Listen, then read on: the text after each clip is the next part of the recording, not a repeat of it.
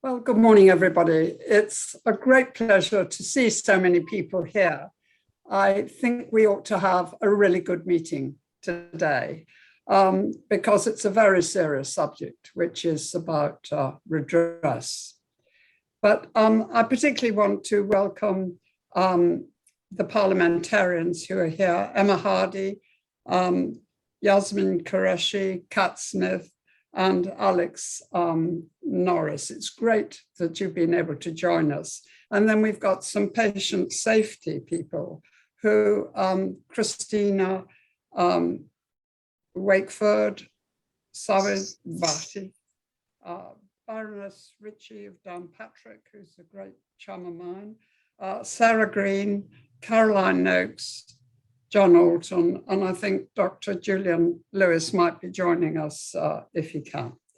So I've also got members of my review team here, which is a great joy to me because we still meet, but of course we're all pro bono and we've got other lives. So we have to try and fit it in.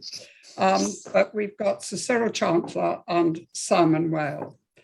And so to start with, I just want to give a few housekeeping to my fellow panelists and the parliamentarians and the colleagues from the review that I will be on screen throughout this virtual event.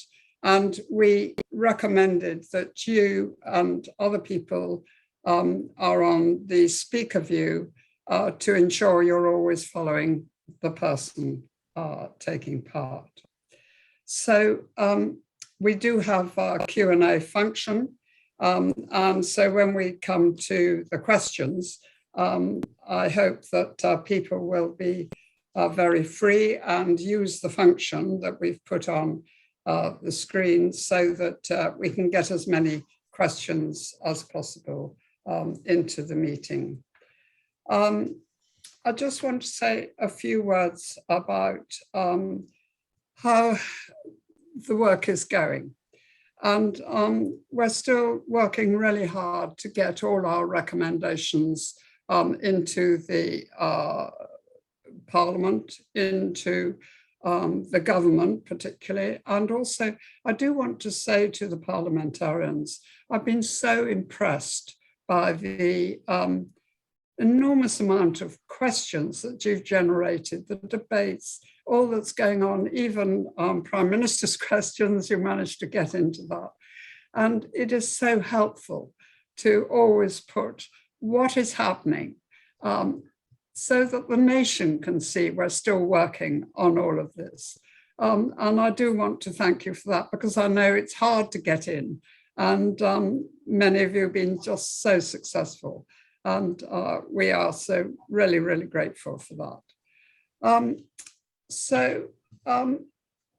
We're really thinking about the three interventions that caused avoidable harm. And there really is, we feel, a very strong ethical responsibility to provide ex gratia payments to those who have suffered so much. And we think these payments should be structured within individual schemes for the three interventions with tailored eligibility criteria.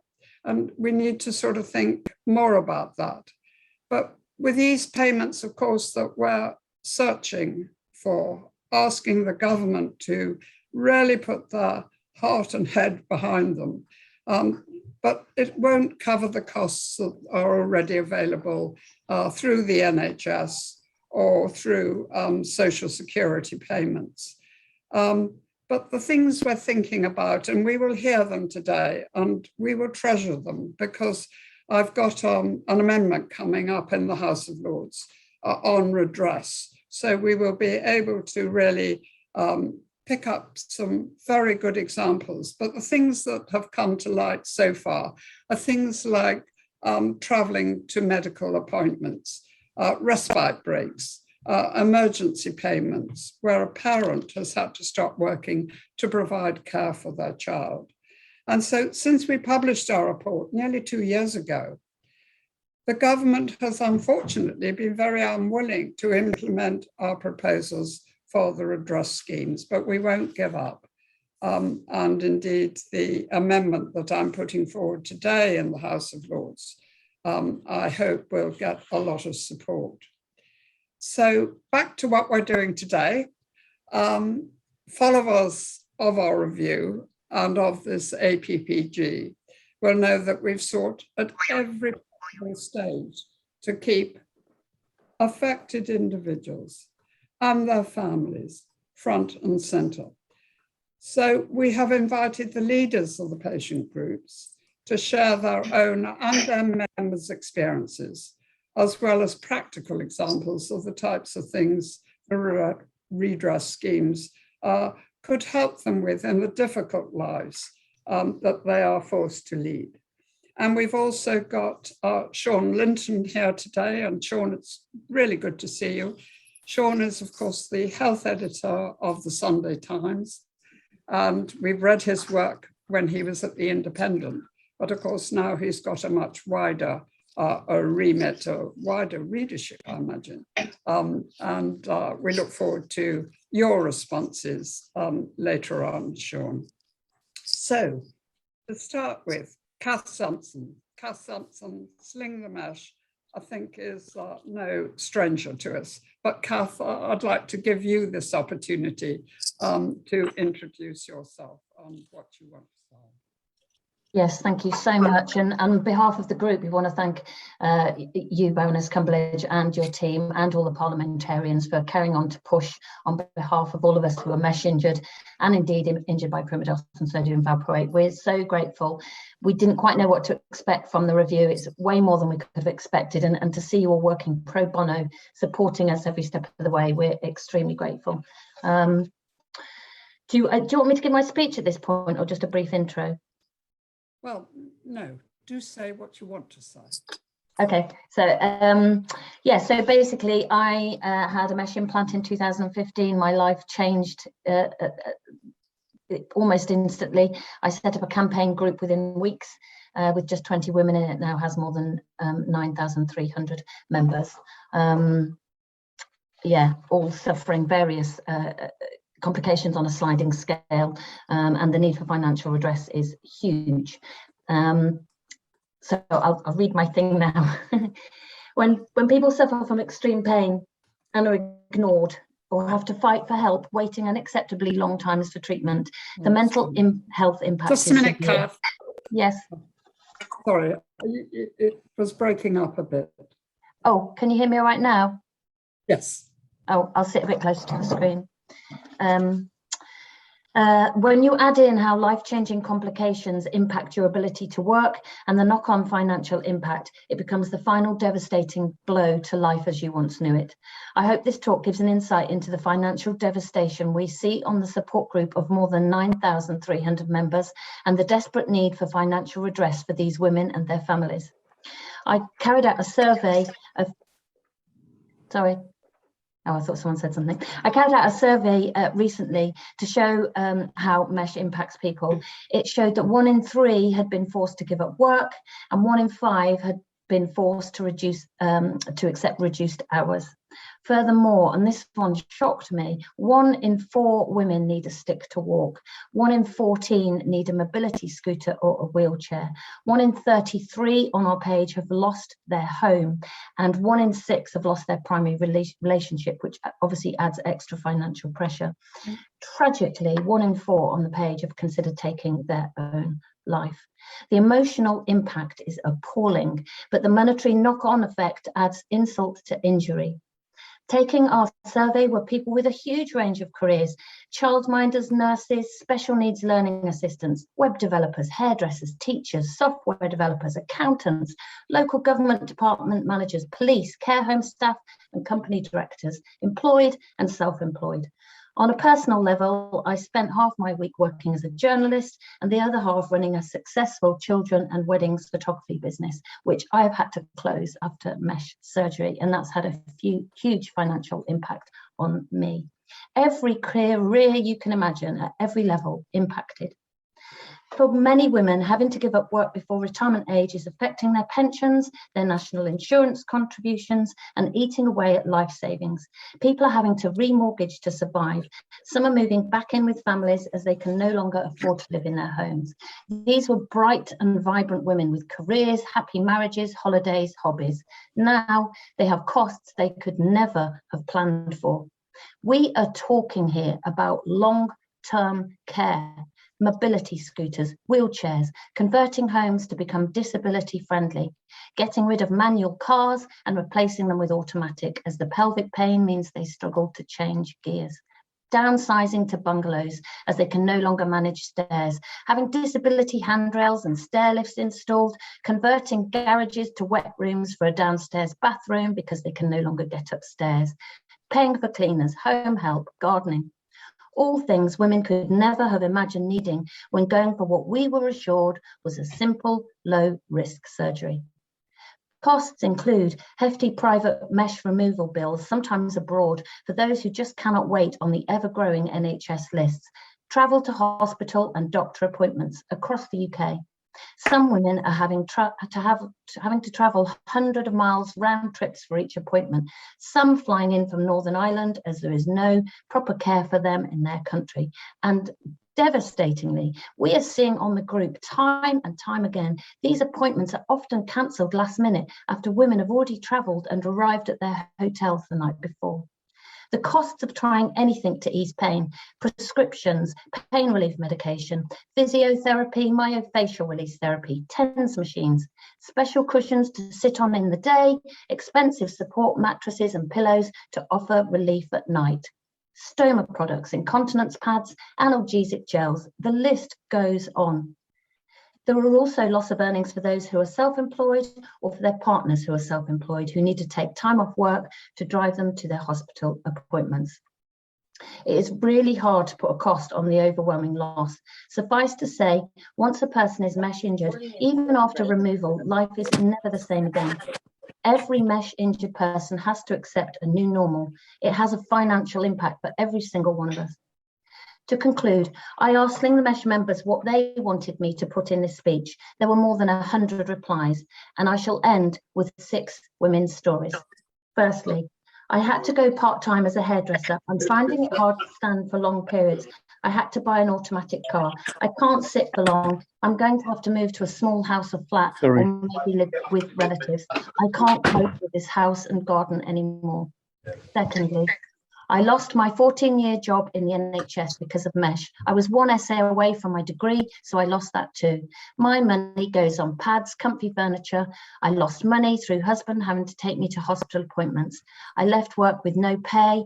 I spend money on aids for the home, a new adapted bathroom, medication, the cost of utilities, heating, and having to wash more due to embarrassing accidents.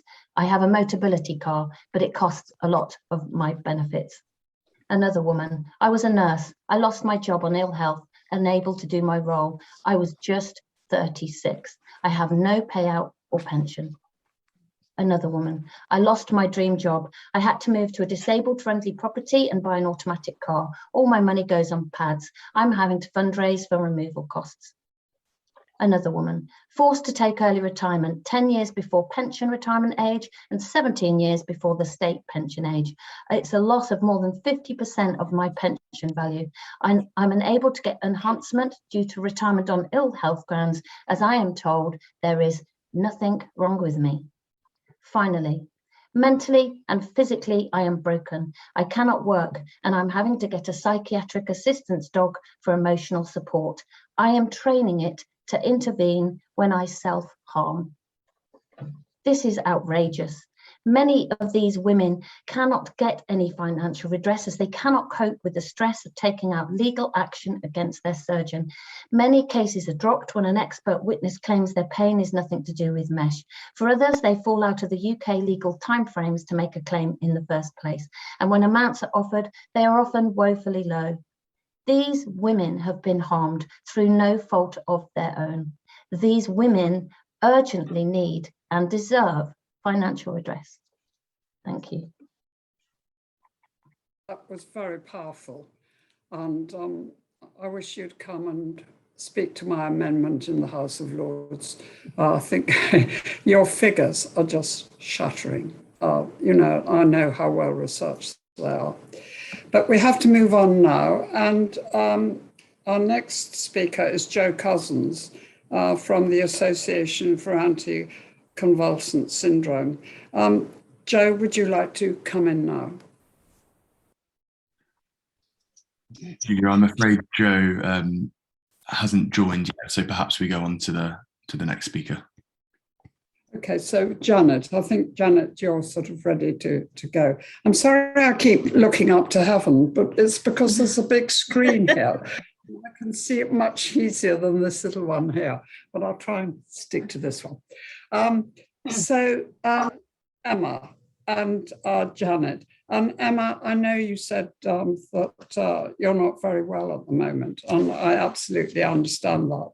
But we always think of Janet and Emma together because you so much support each other and you're almost sort of one unit, as it were.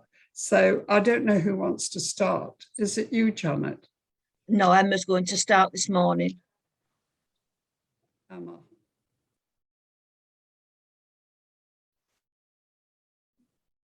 Emma, you're on mute.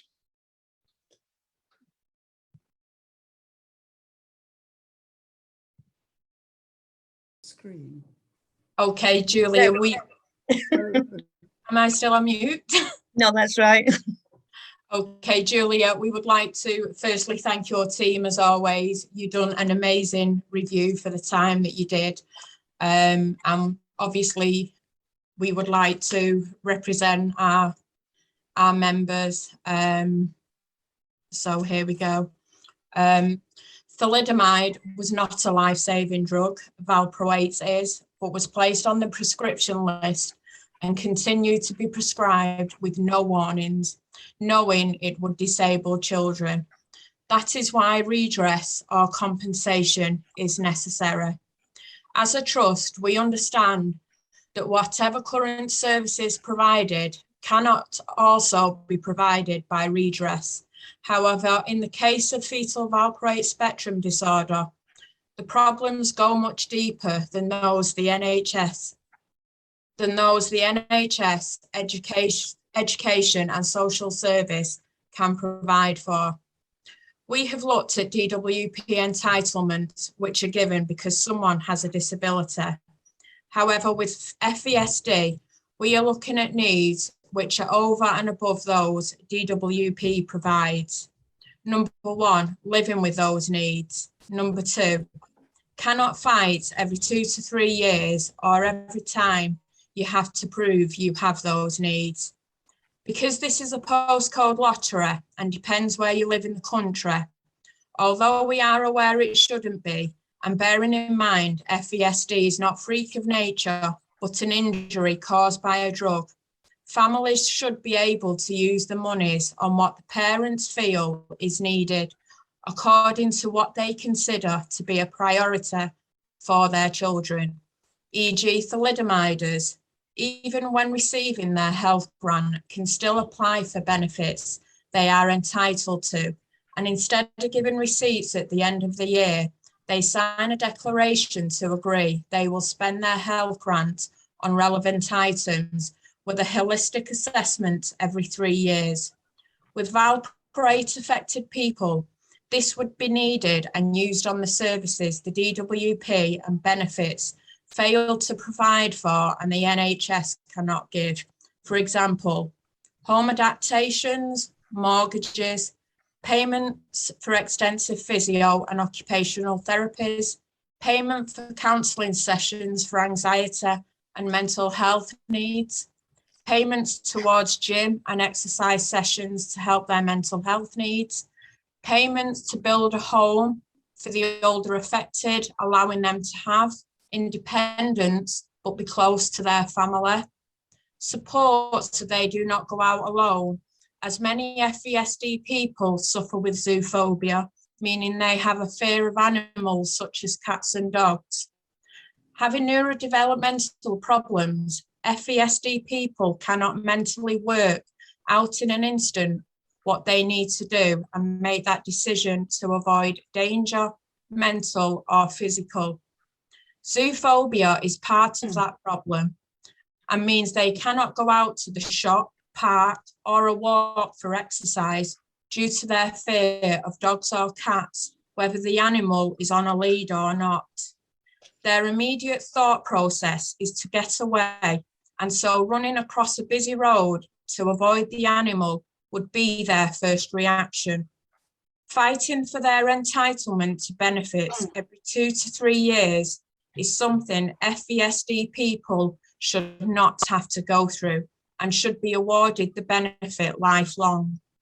Due to the problems caused through exposure to valproate, those people should not have to be made to go through the harrowing experience of reassessment, especially as the majority of them have the neuropsychological problems and do not understand the questions given to them.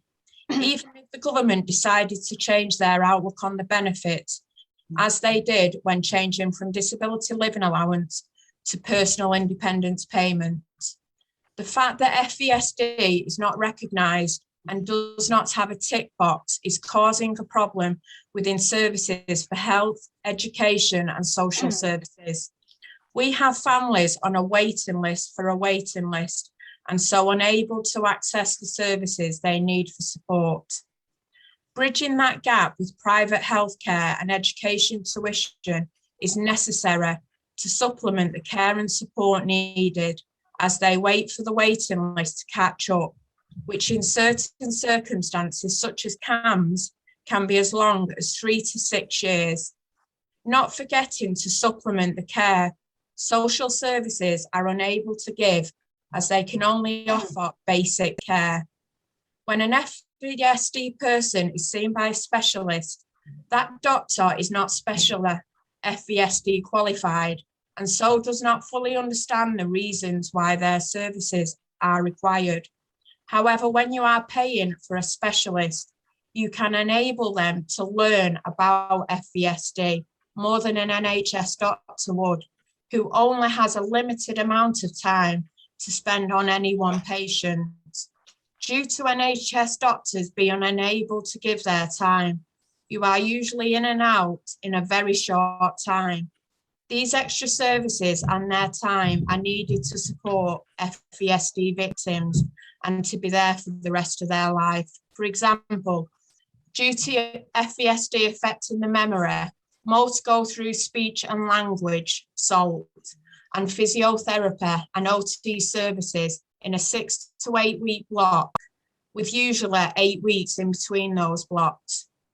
By the time they access their second session, what they have learned in the first session has gone, and the therapists find themselves starting all over again.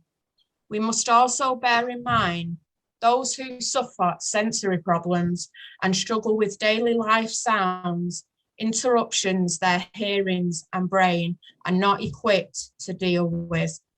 This is something the NHS or DWP simply cannot carry out and find that these children are not fixable. FESD children and adults are not fixable. They require lifelong health, educational and social services attention.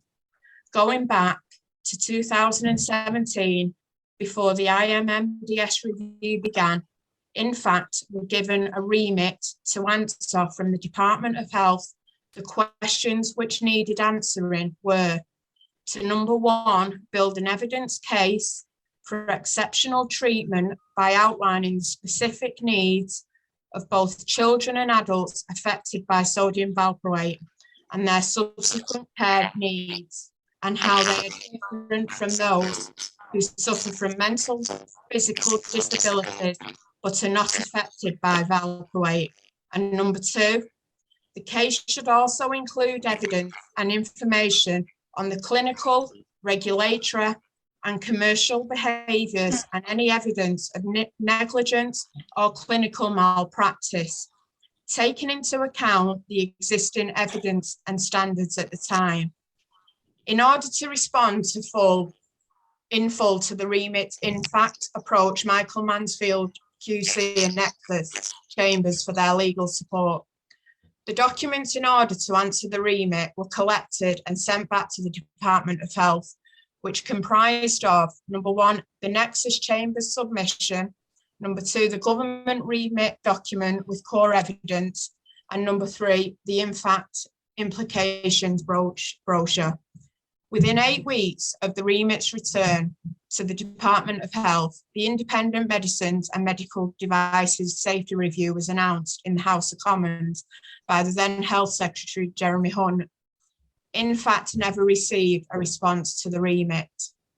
Almost 4 years on, and the government response to the IMMDS review was very disappointing, with Valpray affected families receiving neither the specialist centres for support and diagnosis or redress. Instead, the government insisted we all take our cases through the justice system.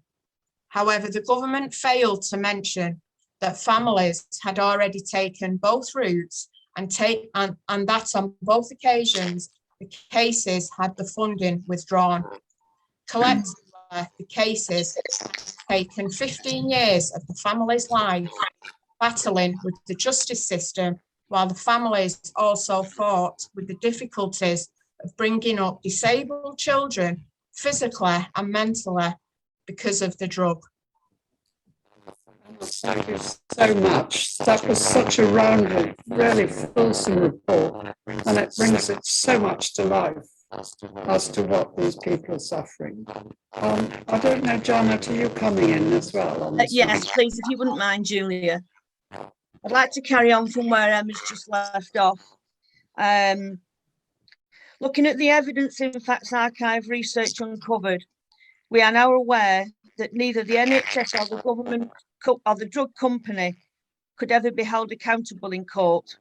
The documents show that in June 1973, the Committee for Safety and Medicines stated that the committee was informed that the subcommittee in adverse reactions had accepted the main committee view, that it would be best not to mention the possibility of congenital abnormalities following the use of anticonvulsants in relevant packaging inserts.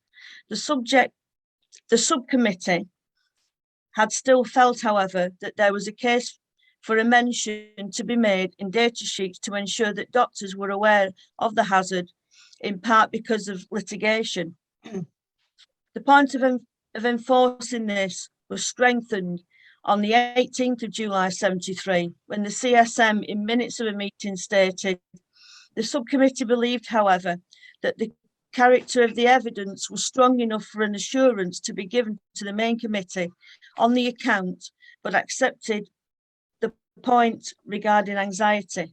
Nevertheless, they thought it would be best if prescribers were all made aware of the nature of the evidence and recommended that a statement similar to that proposed by ICI could be included in all relevant data sheets, but not in packaging inserts, so there would be no danger of the patients themselves seeing it. We are aware that in June 87, Sanofi applied to the DHSS to update the pregnancy warnings on all formulas of Epilin, but the DHSS refused.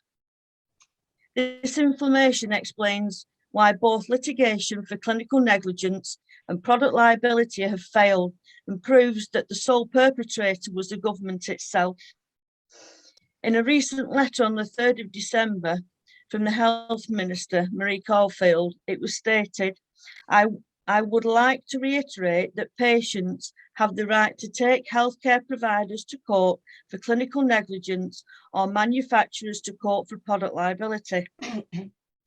Forcing families down the litigation route was and still is false instruction and criminal in itself, knowing full well that those who have ever won a case for Valpray are those few who have been wrongly diagnosed, then prescribed the drug. At that, as archive documents explain, it was government bodies who stopped women receiving information required to make their own decision about pregnancy. Without redress, full support is not achievable. Bearing in mind, some have already suffered 20, 30, even 40 years without constant support. And what happens to them without redress once their parents are no longer here to do things for them as their carer? The way in which the case for Valpray has been dealt with is both legally and morally wrong, and requires the action of Parliament and government to put it right. We will always be grateful to Baroness Cumberland and her team for the review and the report enabling changes to be made. However, it is also important to point out that the healthcare system should not be made to take responsibility for Valpray crisis by every government since 1973. I've got a quote here from just one of the parents, and she said, "Our son will be 22 this year. Although we have been successful for Pip, the journey in 22 years has been very challenging. The constant fight with authorities to get basic help has been quite frankly exhausting. Luckily, our son has a small part-time job, but if he didn't, as mentioned in earlier comments, he would be able to apply for universal credit as he is unable to look for jobs himself without appropriate help. It took us 3 years social worker for help with respite. We waited 2 years for psychological advice, waited 2 years for speech and language input, only to be told there was no funding.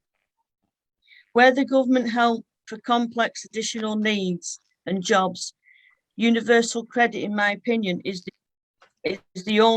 only there for people who don't have additional needs, and this is my opinion, is discriminatory.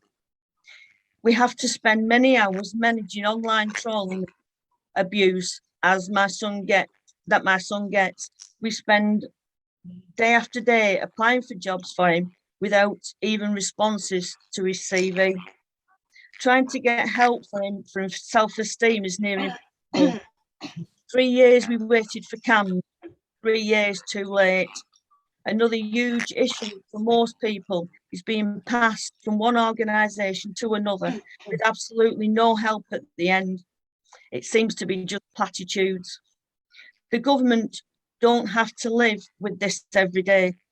The constant deliberate hiding of the truth by successive governments is disgraceful. They created the problem, they need to own it and deal with it at the very least. We swim through treacle every day of our lives, and by doing so, are saving the government thousands, because if it weren't around for our son, who would care for him? They would have no other alternative.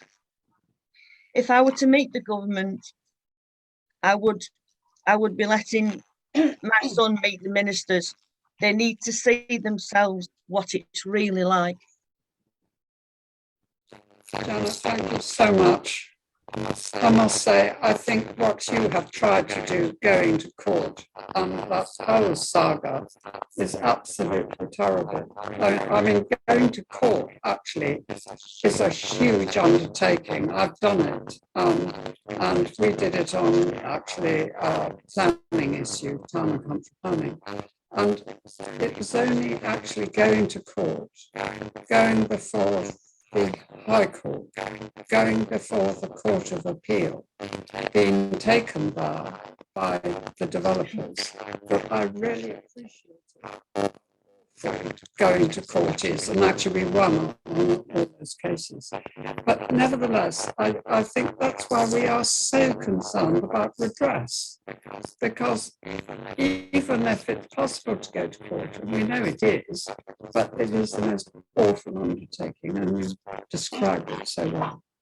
I think now we ought to go on with Marilla, the Association for Children Damaged by Hormone Pregnancy Tests. Mary, it's good to see you.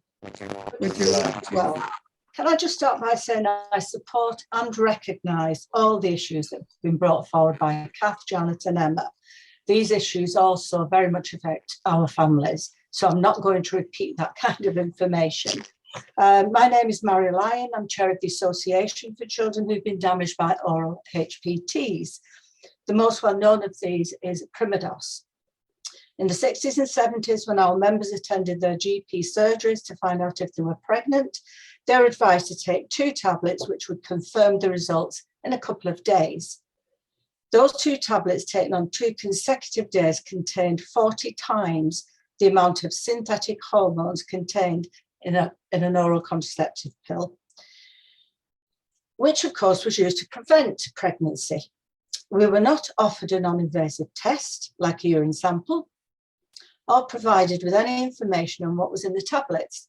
No risks were discussed, only the benefits of a speedy confirmation that we were pregnant. And as first-time mums, that was quite exciting. Our babies who survived suffered life-changing and lifelong disabilities. However, we felt we were the lucky ones because our babies lived. Many babies whose mothers were given a HPT did not survive. Instead, their babies were miscarried, aborted, or stillborn. The UK regulator and the manufacturers are aware of these unimaginable consequences, yet colluded to suppress the evidence in order to protect the sales of the oral contraceptive. We formed the campaign group in 1978 to expose the evidence which would ensure the UK regulator and manufacturers were held responsible for these avoidable deaths and injuries. Successive governments have treated our families' concerns about HPTs with contempt and dismissed our evidence with disdain. But with the support of 131 cross-party MPs, we continue the fight for justice, which started more than 50 years ago. And quite frankly, if that had been sorted at that time, we wouldn't have these problems with valproate or mesh. I would like to thank Lady Cumberledge and the IMMDS team for their incredible work in producing the report, for the sensitivity and compassion shown to our members, and not least for their continued efforts to lobby Westminster for the implementation of our recommendations. Now, my feedback is slightly different because our members are aware that we were told quite directly that redress would not be made available for any of the 3 campaign groups. So in response to the request from First Do No Harm, when I contacted our families to ask for practical examples of what they required, because we are obviously managing our expectations, the request did confuse them because their understanding of the recommendation was that separate schemes would be established in order to ensure some recompense for their suffering. My feeling is that will not happen with any government. I explained that that was not the objective of the discussions today, but was to explore what kind of help our families would need, which existing services cannot provide, the problems this causes them, and why a redress scheme they could apply to for help would make a difference to them and their families. Now, as I explained, they've managed their expectations. I received many responses, which would take far more time than I'm allocated. So I've selected a few examples which hopefully cover some of the issues, which I think have already been covered quite well anyway today. But first, I would like to read you some of the statements made by members in response to the request, all of which I support. Number 1, let me make it very clear to every parliamentarian and government minister, this is not about a lack of information around people's experiences and needs. This is about a lack of political will to implement redress in any meaningful way, evidenced by the response received from Minister Nadine Dorries during her meeting with the IMMDS patient reference group. This negative response was repeated in a statement to both houses. Number 2, testimony has been provided time and again, either no one is listening or we're being willfully ignored by those with the actual power and influence to change our lives for the better. This confirms that the barriers to redress lies with the government, who have refused to implement recommendation 4.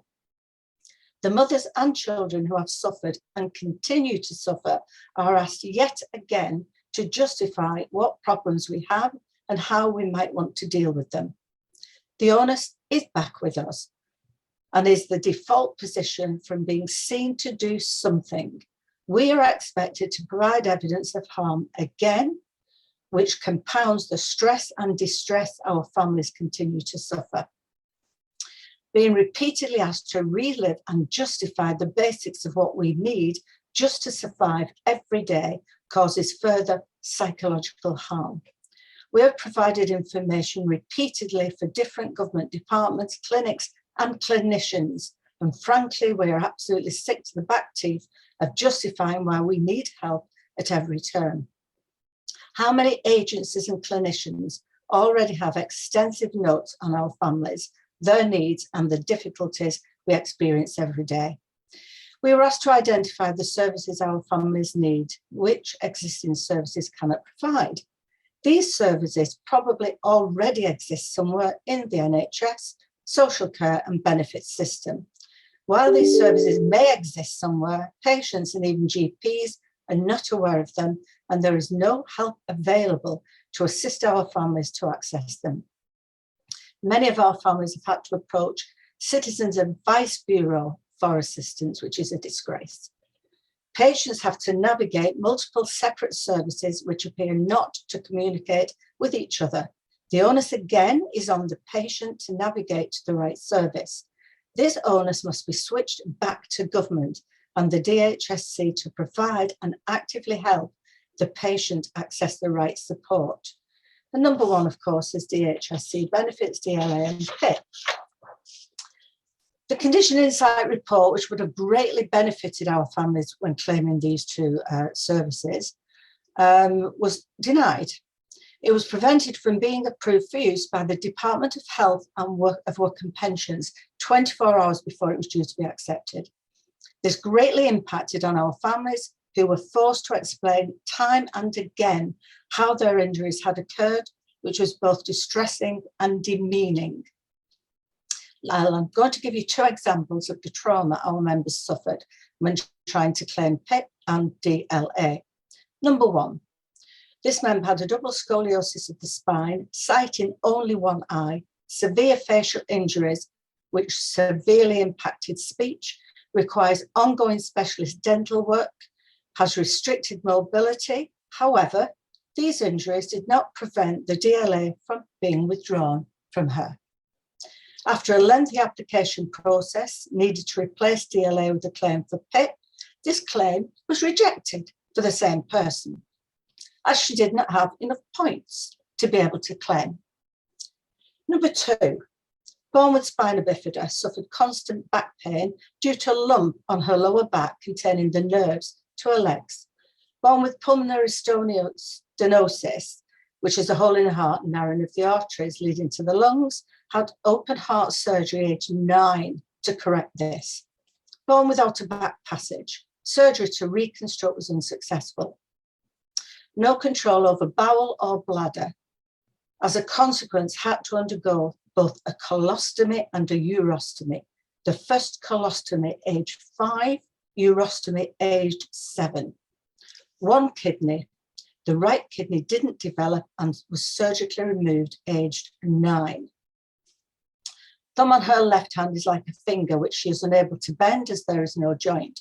Her elbow has a curvature, which together with the undeveloped thumb affects her grip. After completing the complex and detailed PIP application form, plus a face-to-face assessment, the DUWP refused her application. She was told she needed to complete a mandatory reconsideration form, which she submitted, but the decision remained unchanged. Forced to go to appeal, and again, PIP was refused. She finally had to attend an extremely stressful face-to-face panel of assessors at a tribunal when PIP was finally awarded, as the tribunal approved the appeal. How absolutely disgraceful. And I will point out that both these people are in full-time employment. We'll now go on to the basics. Prescription charges. The injuries caused to our members were avoidable, yet they are forced to pay for the medication needed to manage their pain. And in many cases, the medication is necessary to keep them alive. Some of the costs for these complex medical injuries are prohibitive and need to be met by the government. Blue badge and travel. born without any hands and other malformations to his feet. Yet renewal of his blue badge is requested every 3 years, despite the disability being constant. It's never going to change. The renewal incurs an administration fee also. Plus, the application form requires assistance, again, often from Citizens Advice Bureau. Rail travel was also withdrawn, which is a further cost burden. Number 2, complex heart injuries with many heart operations as a child and teenager, resulting in limited growth and strength. Yet the disabled travel pass was withdrawn without explanation, and he now incurs costs of £88 a month to travel to work for 20 hours. Prosthetics. Clinics not always within a reasonable distance, although artificial limbs need replacing regularly.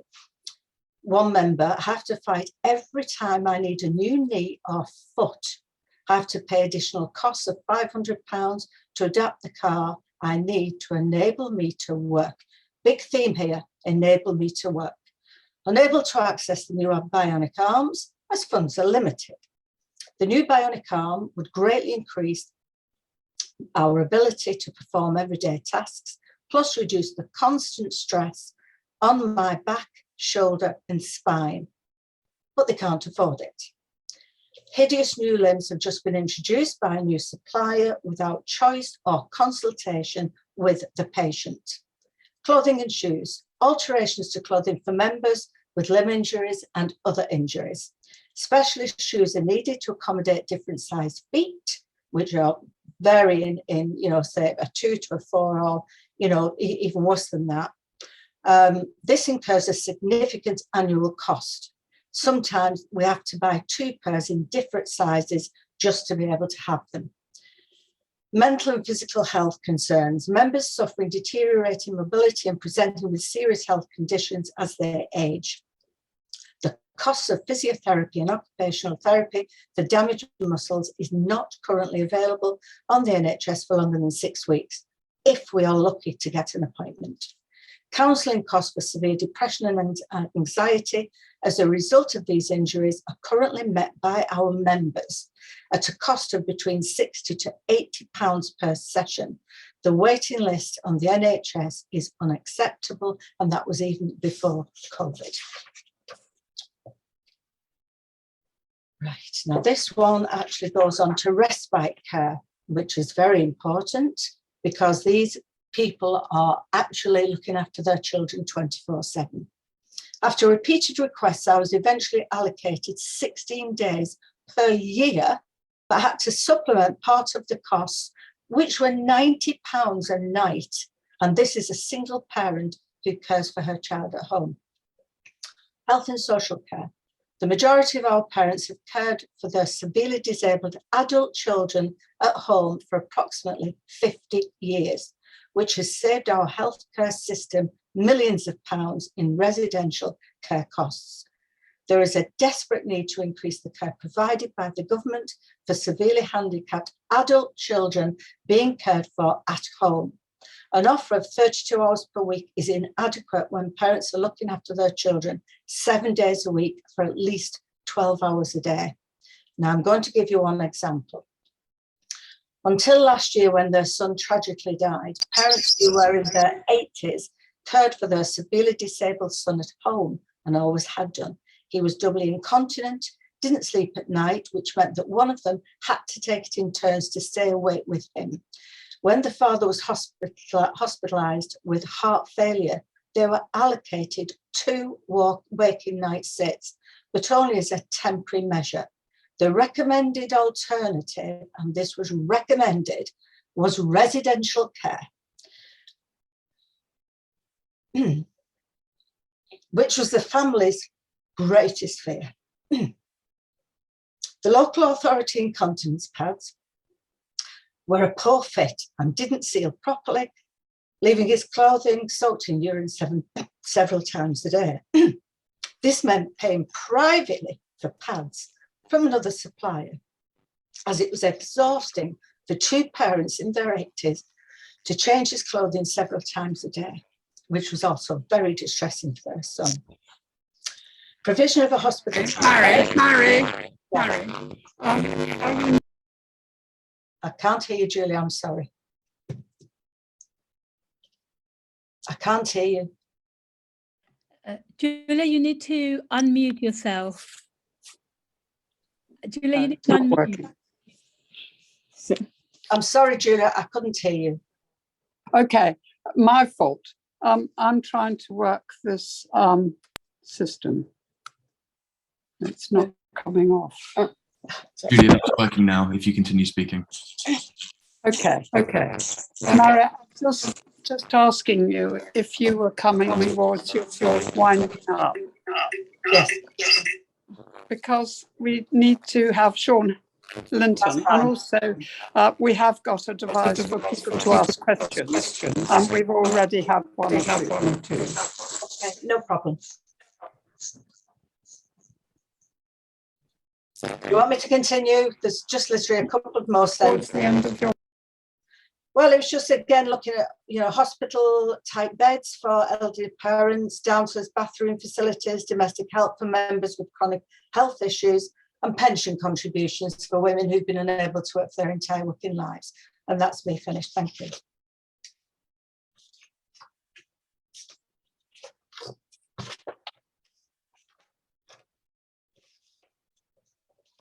so well, and it's so well researched, and the way that you fought for all these parents and the patients who've been harmed has been really outstanding.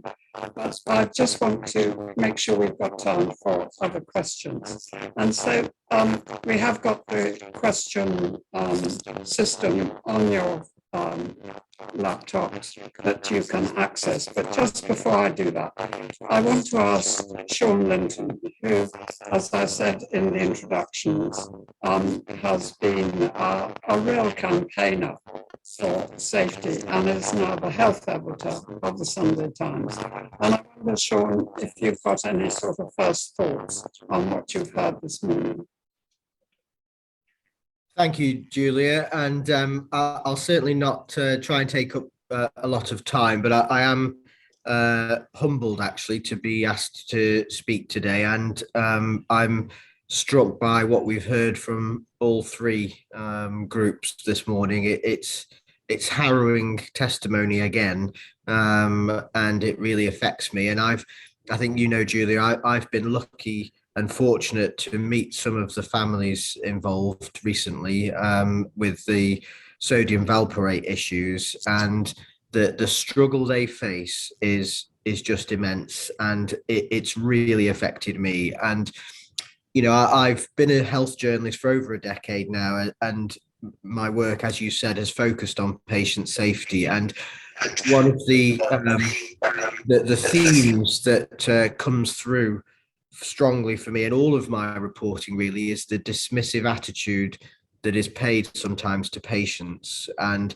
that came through very strongly to me from reading your report and speaking to families, that this was a theme in these particular cases as well. And for me, that raises questions around the culture within the health service and regulation and in government, I think, because I have to say, I think at the moment we're in a situation where the government are gaslighting these families and victims, really, and they are not helping them, and they're dismissing them again, and they're compounding errors that were made in the past. I think for me, some of the things that I'm left with considering is, there are some issues around institutional structures that we have in regulation, and how that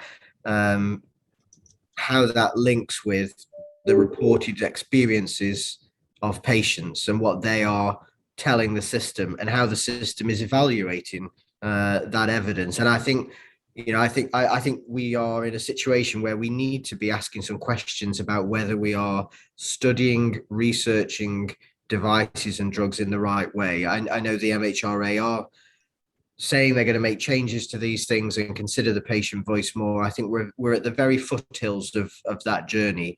And I know from speaking with researchers that they have real concern around the lack of funding to study, for example, harms over the longer term. Nobody wants to pay for this sort of research because it might produce the wrong answer.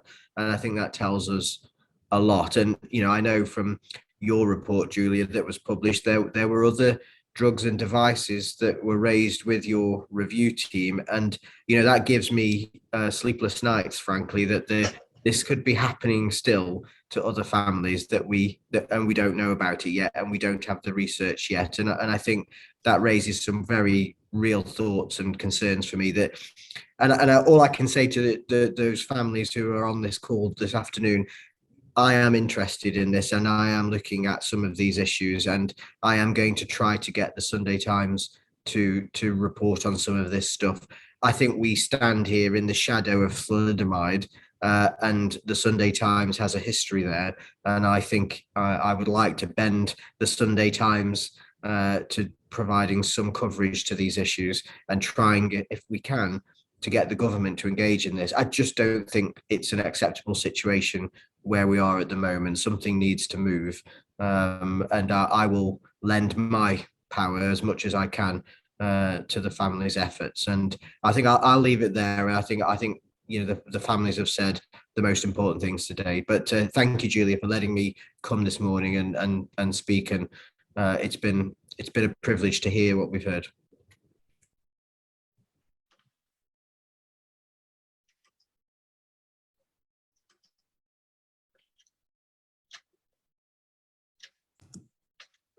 Okay. Sean, thank you so much. We can't have a stronger ally. You've done so much already for campaigning for safety. And it's really, really good to hear what you're having to tell us. And we wish you every success with your editor, because I know it's not in your hands. It's in the organisation. I wondered, Jason Farrell, are you with us, Jason? Hello. Yes. Hi. Any comments you'd like to make from Sky News? Well, I mean, just repeating what Sean has just said, really. Sky's always taken an interest in all three cases. I obviously, particularly with Primodos, although I've also done some work on valproate, and you'll know that we've also followed the story of Mesh, and we will continue to do so. I hadn't prepared to say anything. I came in to really just listen to what everybody had to say, and it's left me with a lot of thoughts about how we need to do more. Present your stories, and I mean, one sort of burning issue, which I think was raised by Mary, is the suggestion that the government has rejected redress, and what is the point of you guys, the Cumberland Review, being commissioned, coming up with recommendations, putting those recommendations, the government apologising for what's happened to the families, and and they're not doing what the report recommends. And who I don't know, this question to you, Julia, who in government is standing up for these people? Who can we get behind? Who can Sky champion? Who are the champions here who are trying to make this happen? Because it feels like we've kind of hit the buffers, and we would like to try and get us off the buffers, so that this something happens. We've heard these stories. We can put those stories on air, and we can embarrass the government if on these issues, and ask why they're not doing things. But I feel like we need. I know we have different MPs within. Often within the opposition parties, and I know that sometimes the parties have come together to campaign on this. And Rees-Mogg, for example, is a strong supporter of Primodos. But it doesn't feel like within government, even though Boris was once, I believe, a member of the Primados all-party group, doesn't feel like they're being heard, doesn't feel like they're being listened to. And I just wondered, who can we turn to now in government to push this forward? Jason, thank you very much. That's something I need to put some more thought to. We do, of course, lobby members of parliament a lot, and it's very good when they lobby for us, because that really holds a lot of weight. And the debate that was in the Commons last summer, I think, was just so outstanding and very good. And other supporters we've got, actually, I'm not thinking of the government now, but we have got other people who really do understand what we're trying to do. I suppose the question is what's going to happen in the next few days, but I'm not going to go down that route at the moment. That we have had some questions, and the first one is, given the government opposition to redress, what avenues are open to push them towards backing redress schemes on a redress agency? The government have come out very strongly against the redress agency.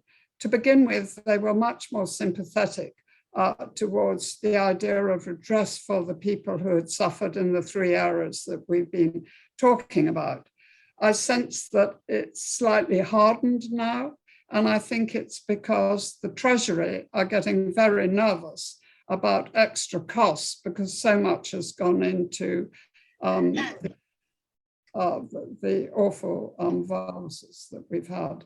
And we had a resignation yesterday in the House of Lords about the way that things have been managed in terms of the amount of money that's been spent wrongly in dealing with these issues. So we've got an uphill struggle, but we know that.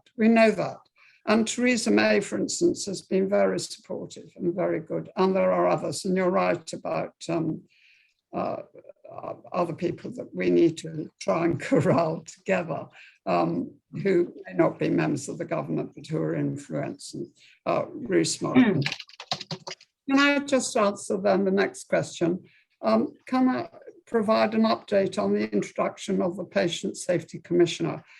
I want to say, I mean, this has been a real struggle, but we managed to ride the wave with the Medicines and Medical Devices Bill. And of course, we've got that now in law. And the advertisement has gone out for the Patient Safety Commissioner. Didn't give people a lot of time in order to apply. So it's been extended till the 1st of February.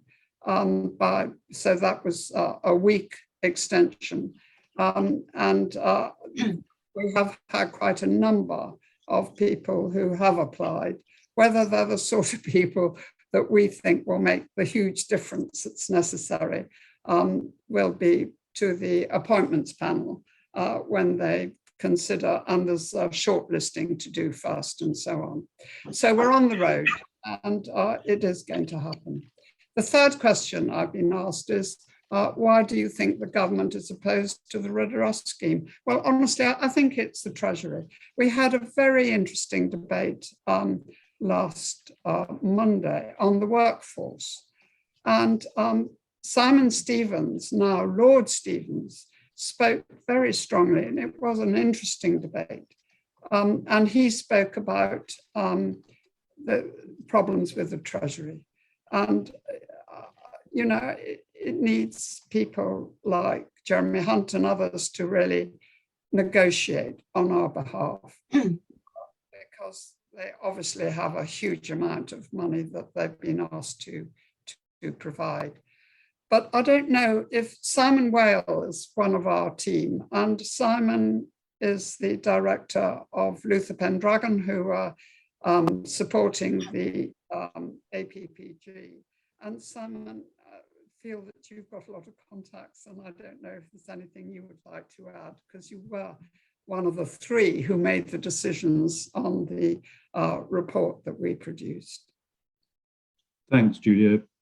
Well, firstly, can I say thank you so much to Kath, Mary, and Emma and Janet for what they've said to us today. It's as moving as it was when we first heard stories like this 2.5, 3 years ago now, and it doesn't get any less raw. So thank you for being so brave and courageous and dignified about it, and to your members as well. I think in terms of how we get to where we all want to get to, the implementation of all the recommendations in our review, Jason is probably right that there isn't a strong enough advocate within government as things stand. That is an enormous shame and a problem for us. But I think, you know, what Sean has said about his intentions, if the Sunday Times were to cover some of the things we've heard today and some of the issues we're talking about, I think that does put pressure on the government. It's a very difficult thing to avoid. Continued media pressure, continued pressure from backbench MPs of all parties does signal that we're not going to go away and you're not going to go away, and we want to see some action. So I've always thought that persistence is the key to this. And if we don't persist, obviously the chances of things happening are reduced. One thing I would say, Julia, about what you just said in relation to the Patient Safety Commissioner, that is the person who will stand up for patients within, you know, in terms of patient safety and concerns that are raised about medicines, devices. That's the person who will be independent of government, but will have a strong voice and has got statutory powers. So if there is in the future a Patient Safety Commissioner, as we expect there will be, because as you say, the process for selecting one is underway, I think that person will have influence, and I think that person, with the right appointment made, will be able to make a difference. So I'm hopeful that that will help unlock some of the problems that we're facing. Thank you very much, Simon.